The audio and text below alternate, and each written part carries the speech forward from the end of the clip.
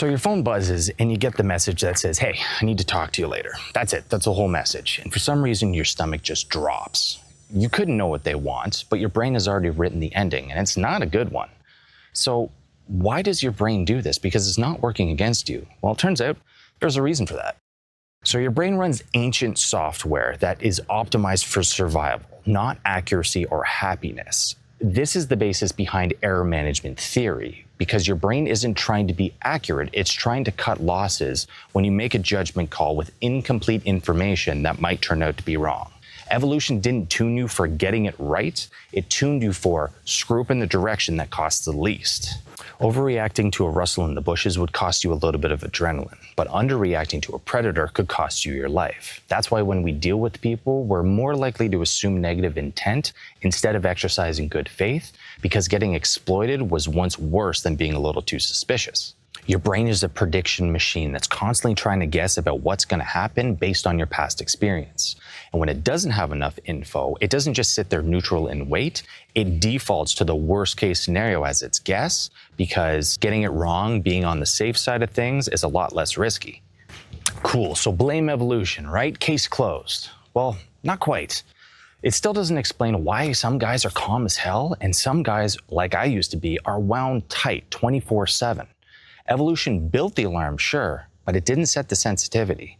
Your alarm system isn't universal, it's calibrated to your childhood. The evolution angle explains why everybody has this bias, but it doesn't explain why some guys are more sensitive. Your sensitivity detector gets set early on in life based on how unpredictable or unsafe your environment was. Grow up in a house where you had to read the room constantly because you had an unpredictable parent, and your alarm gets installed extra sensitive, because in that environment, being extra sensitive kept you safe. The problem is the dial just doesn't reset because now that you're 40, things are safe, which is why it explains that some guys are wound tight and some are calm over just some evolutionary bias.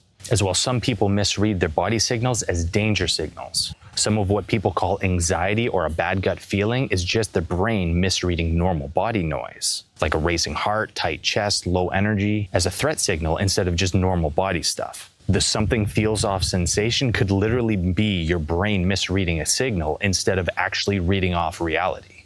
So the dial was set when you were a kid, but nobody gave you the manual on how to turn it back down. So what do we do? How do we take back control? Well, I'm not going to just tell you to fucking think positive and the alarm shuts off, because that's not how it works. But there is a window where you can take back control over the system. So there's a few things you can do here. So first and foremost, when the shit really hits the fan, you want to learn to take advantage of that reframe window. So there's a 2 to 3 second time frame before the negativity actually locks into your brain. A lot of people use this and call it practice the pause, because it gives you the time frame to actually come up with a better answer. But during this frame, actually do something with your breath and with your thought. So with your breath, you can do what is known as the box breath, which is a 4-count inhale, 4-count hold, 4-count exhale, 4-count hold. And then do this to be able to switch your body back from the sympathetic nervous system to the parasympathetic nervous system. I've talked about this before in other videos, but just think about the sympathetic system as the gas pedal and the parasympathetic as the brake pedal. Then as you're practicing this breath, it helps to label the feeling, because labeling what you're feeling actually pulls you out of the situation in your brain. They always say you can't see the forest through the trees, and this is the same thing. You can't reason with yourself when you're in this state. So being able to label it puts you on the outside of it and will give you that time frame to make a better choice. There is a way to also turn down the amygdala's volume over time. And the amygdala is the fear part of the brain that actually floods your body with all the hormones that get you prepared for fight or flight.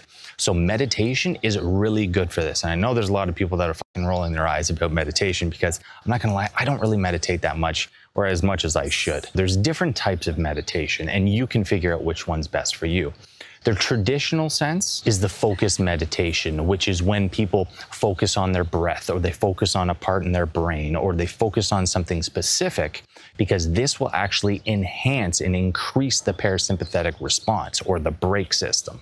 Doing this actually physically thickens the prefrontal cortex and strengthens the connections from the prefrontal cortex to the amygdala. So you're more likely to get a signal there that can stop the threat by telling it that, hey, this thought is not a physical threat, you can stand down.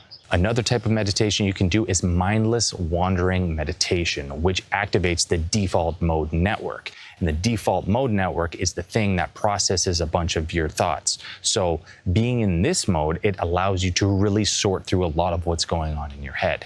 Some people might find this rather turbulent because if you use this time to be negative towards yourself or to really dig into these negative feelings, that's not going to help you. But if you can let yourself be non-judgmental, to have all these thoughts come through your brain, it's a lot easier. And this is a lot easier to do when it comes to meditation because you're not really focusing on anything. You're just kind of letting your mind do what the mind does. Usually when I take a break during the day, I sometimes do the Pomodoro technique where you get 25 minutes on, 5 minutes off. During that 5 minutes, I take the time to just sit there with my eyes closed and just let my thoughts sort out what's been going on.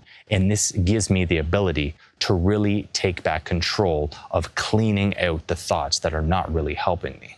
And finally, another huge thing that you can do is just watch your information diet, which means if you're constantly flooding your brain with all the negativity and you have your alarm going off 200 times a day, no amount of meditation is going to outrun that. The alarm is going to go off. That part is not optional, but you have more control than you realize with what you do in those first few seconds and how loud the alarm gets even in the first place. Both will get you the outcome that you're looking for. More control over what happens next.